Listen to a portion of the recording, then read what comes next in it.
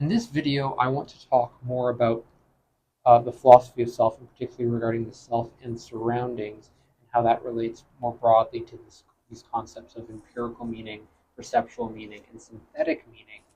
And I want to formulate this in terms of the way I think it's very useful to organize information, and that's to systematize it in how Karl Popper really presented uh, uh, the idea of falsification in particular.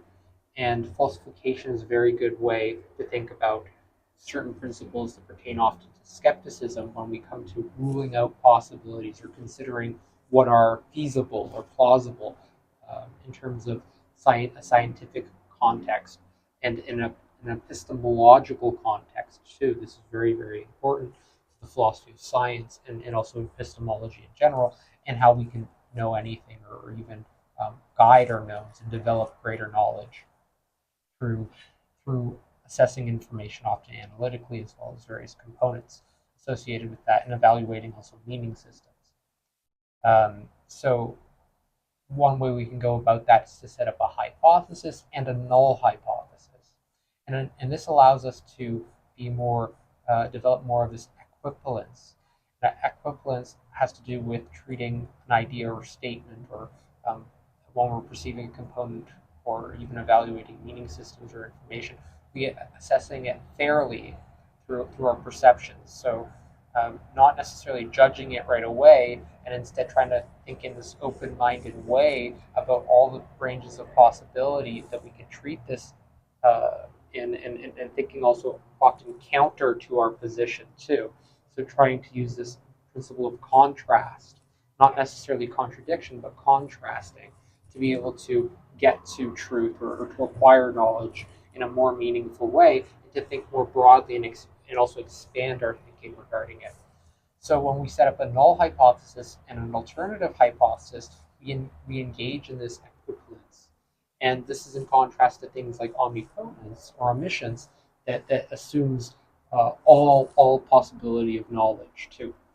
So equivalence is more proportioning our knowledge regarding statements, and it's deeply aligned with skeptic thought and also epistemological thought and healthy academic and scholarly thought that are very, very important to developing knowledge and being more studious and developing intellectual thought as well. And when we go about assessing empirical meaning, perceptual meaning, and synthetic meaning, we can establish these more in a philosophical context hypotheses. So we can go, there is no meaning that's direct to life, which is a nihilistic claim, and then we can say that there is a meaning that's direct to life, which is an alternative hypothesis. And when we go about evaluating that, we have to also systematically define what we mean by meaning.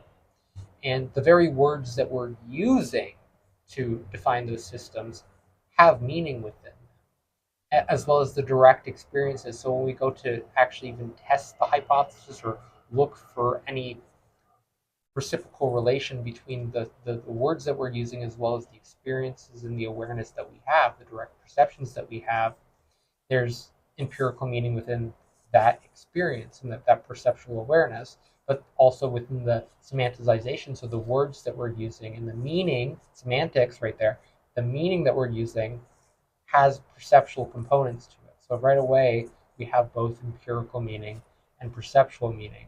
And we can validate the formulation of those hypotheses, and through our direct experiences, come to understand that the alternative hypothesis can be retained. And when it comes to synthetic meaning, because we have these reciprocal relations between the empirical and the perceptual, we can synthesize them and test it in various contexts in our everyday life.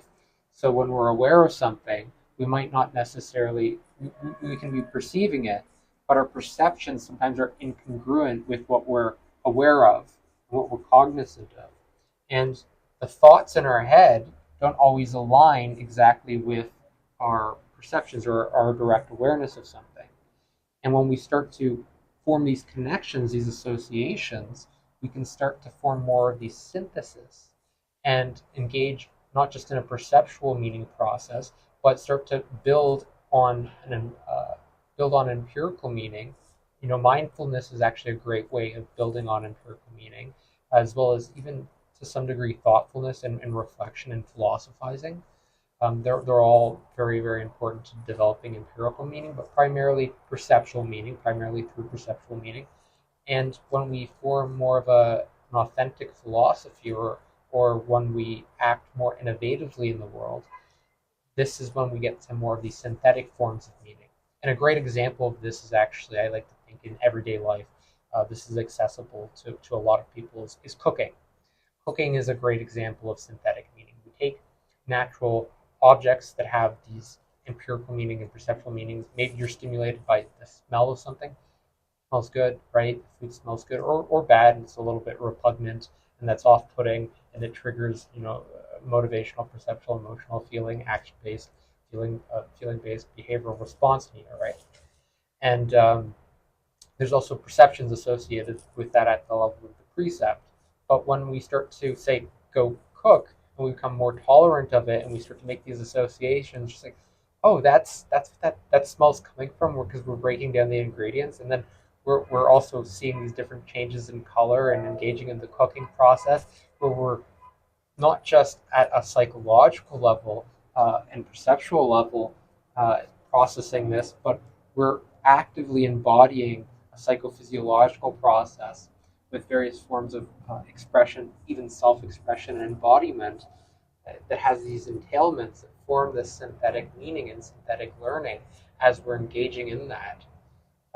And that's all I wanted to say right now for that. I wanted to keep it short and sweet. I'm going to be continuing on these talks in the future, and probably writing a little bit more about this and posting it online. And I'll be linking that in subsequent videos.